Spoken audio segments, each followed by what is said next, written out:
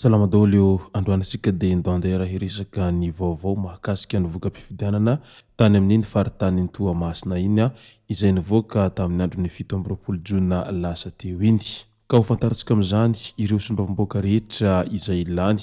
mandrafitra an'izany faritany ny Toamasina izany. Izay rehetra izay no vaoboasina amintsika ato anatin'ity video ity ka manasika rehetra anaraka an'ity video ity hatramin'ny farany. Aza dino ny milaiky ny video antsika ary tsarovatra ny ny miabony amin'ny chaîne-natsika mba ahafahanareo manaraka tsy tapaka ny video izay lefa misesy tao matahotagasy toy izao ny fanaovana azy. Tsy ampendrely isika fa avy hatrany tonga dia vavany ndahary. Raha hiresaka faritany isika dia isan'ny faritany izay manana ny maha-izy azy raha ny faritany Toamasina satria maro ireo distrikta sy ny faritra izay mandrafitra an'izany faritany Toamasina izany. Ary isan'ny faritany azo lazaina fa manan-karena ihany koa izany faritany Toamasina izany noho ny fananany an'ireo faritra izay samy mamokatra ny vokatra isan-karazany avy, indrindra fa ireo voly izay azo ondrana moa izany no tena isan'ny vokariny ireo faritra ao anatin'ny faritany Toamasina izay. Ka tahaka ny faritany rehetra moa izany faritany Toamasina izany tamin'ny andro ny 7 Mey lasa teo iny izay niarana nanao ny fifidianana sombam-bahoaka tamin'ny malagasy rehetra moa ny malagasy izay monina sy mipetraka ao amin'ny faritany Toamasina izany. Ka ireto manaraka ireto ny voka-pifidianana izay voaray avy tany amin'ny faritry ny Toamasina tany araky ny voka-pifidianana ofisialy izay navoaka ny HCC hatrany. Atomboka antsika avy ao amin'ny faritra Alaotra Mangoro ao amin'ny distrikana Ambatondrazaka lany sombam-bahoaka Andrianasolo Andriniaina Jean Patrick izay natolotry ny Irmar sy Andriamatoa Razara-Pierre Fidèle izay natolotry ny vovonan'ny firaisankina. Ao amin'ny Parafaravola lany sombam-bahoaka i Vololomboangy Tsiriniaina Narindra izay tao anatin'ny antoko indépendant sy Rakotondраmanitra Félix izay indépendant ihany koa. Ao Andilamena lany sombam-bahoaka Rakotoarimanana Patrice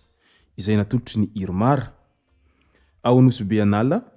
lany sombam-bahoaka Rafaniaina Élysée izay tao anatin'ny antoko indépendant. Ao Moramanga lany sombam-bahoaka Razafimandroso ne Razanajatovo Virginie izay natolotry ny Irmar sy Rajaobelina Lovahirzo mbola Irmar hatrany. Fa ny any amin'ny faritra Andalanjorofy indray dia atomboka antsika avy ao amin'ny distrikany Fenorive-Est lany sombam-bahoaka Michel Bavy Angelica izay natolotry ny Irmar sy Ramino Alsoa Hirzo izay indépendant. Ao Mananara Nord lany sombam-bahoaka i Samuel izay natolotry ny Irmar. Ao Maroantsetra lany sombam-bahoaka Dina Romial izay natolotry ny Irmar. Ao Sainte-Marie lany sombam-bahoaka Imbiky Herlaza izay natolotry ny Irmar. Ao Soaneranivongo lany sombam-bahoaka Menavolo Alban izay tao anatin'ny antoko indépendant. Ao Vavatenina lany sombam-bahoaka i Volamazaka Félix Boris izay natolotry ny Irmar. Ao amin'ny faritra Atsinanana atomboka antsika ao amin'ny distrikany Antanambao-Manampotsy lany sombam-bahoaka i Tarika Jean Michel izay tao anatin'ny antoko indépendant. Ao Brickaville indray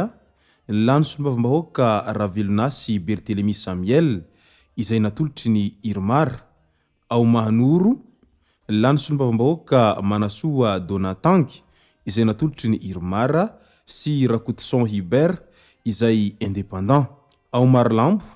lany sombam-bahoaka Randrianasolo Augustin izay natolotry ny Irmar. Ao Toamasina voalohany lany sombam-bahoaka Ratsiraka Iarovana Roland izay natolotry ny kolektifany malagasy sy Naharimamy Lucien Irna izay natolotry ny Irmar. Ao Toamasina faharoa lany sombam-bahoaka i Roalahy izay natolotry ny Irmar sy Andrianary Thierry Didier izay natolotry ny Irmar hatrany. Ao Vatomandry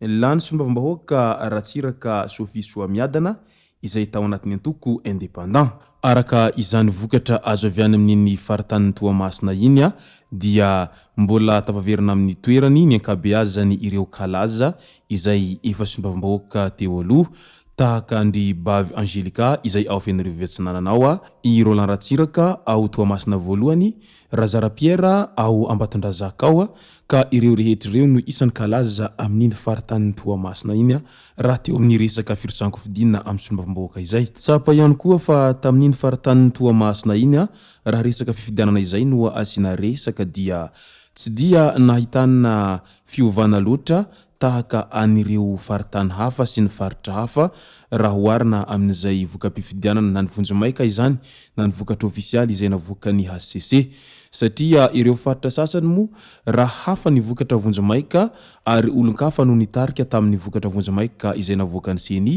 dia nitsimbadika izany rehefa tonga tao amin'ny HCC lasa olon-kafa indray no nitarika ary izay no lany rehefa tonga teny amin'ny HCC taoriany fametrahana anireo fitoliana maro isan-karazany izay hita taloha nandritra ary taorian'izay fifidianana izay ka tsy vitsy tamin'ireo kandida izay efa nitarika no lasa resy rehefa nivoaka ny vokatra ofisialy izay navoaka ny HCC izay ka maro amin'izy ireo ny tena disy fanantenana tanteraka na ny kandida izany na ireo mpanohana azy ireo sy ny vahoaka izay nifidy anireo kandida izay lasa tsy lany indray rehefa taorian'ny vokatra navoaka ny HCC izay. Tsapa sita ihany koa tamin'iny faritany Toamasina iny tsy dia nahitana anireo savorovoro amin'ny Antsoavy Etseroa amin'ny fiakarana eny amin'ny Hainao Manjery amin'ny fitoriana sy filazanam-pahabe maso ilay hoe Halabato Tetsy Halabato Teroa ary teo ihany koa moa ireo kandida rehetra izay nirotsaka tamin'iny faritany Toamasina iny samy niezaka tony avokoa nandritra an'izay fivoahany vokatra izay navoaka ny CNI tamin'ny vokatra vonjomaika teo ihany koa ny famoahana HCC ny vokatra ofisialy izay ary samy niezaka tony ihany koa ny voaka rehetra manerana ny distrikta izay mandrafitra an'izany faritany Toamasina izany tsapa tao anatin'izay ihany koa fa tena mbola mamy ny vahoaka ny Toamasina ao Andriamatoa Roland Ratsiraka izay sady efa be ny tanàna efa imbetsaka tao Toamasina tao no efa sombam-bahoakan'izy ireo foana ihany koa tao anatin'ny fotoana maromaro izay tena izany ka fitiavana ary tena hita mibaribary fa tena mifamaly izay fitiavana misy eo amin'ny vahoakan'ny Toamasina sy Andriamatoa Roland Ratsiraka izay ary tena hita ihany koa fa tena atokisan'ireo vahoaka izany Andriamatoa Roland Ratsiraka izany amin'ny fanatanterahana izay hitan'izy ireo izay ary matoa mbola lany moa izany Roland Ratsiraka izany dia midika izany fa vitany Andriamatoa Roland Ratsiraka tsara ny nitondra ny hetetan'ireo vahoaka ny Toamasina nandritra izay na député azy izay ka izay no mahatonga anireo vahoaka mbola matoky tanteraka azy mandraky tiany androany satria nisoa atao moa levenam-bola hoy ny fitenenana ka mety izay no antony mahatonga anireo vahoaka tsy te hiala amin'izany Andriamatoa Roland Ratsiraka zany mihitsy mandraky tiany androany. Ka izay moa ny vokatra azo tao anatin'izay faritany Toamasina izay mirary ireo rehetra izay lany tamin'izany fifidianana izany hahavita tsara ny asa sy adidy aman'andraikitra izay endrika hitan'izy ireo ao anatin'ny 5 taona manaraka eo enganeka tena hitondra ny hetetana vahoaka tokoa any fitondrana faratampony izy ireo ary mankahery anireo rehetra izay tsy lany tao anatin'izay fifidianana izay fa manitsabe mbola ho avy ary dia volako lava moa io kilalao mbola eo ela atao toy ny sambalala mainandro tsy azo androany ivereno rapitso izay moa no masaka azona roso tompoko lasy tompoko vavy misaotra rehetra nanaraka an'ity video ty hatramin'ny farany aza diny ny milaiky ny video antsika ary tsarovatrany miabone amin'ny chaîne antsika mba ahafahanareo manaraka tsy tahapaka ny video zay lefa ny misesy tomatao tagasy tompoko lasy tompoko vavy mankasitraka dia mbarary soa.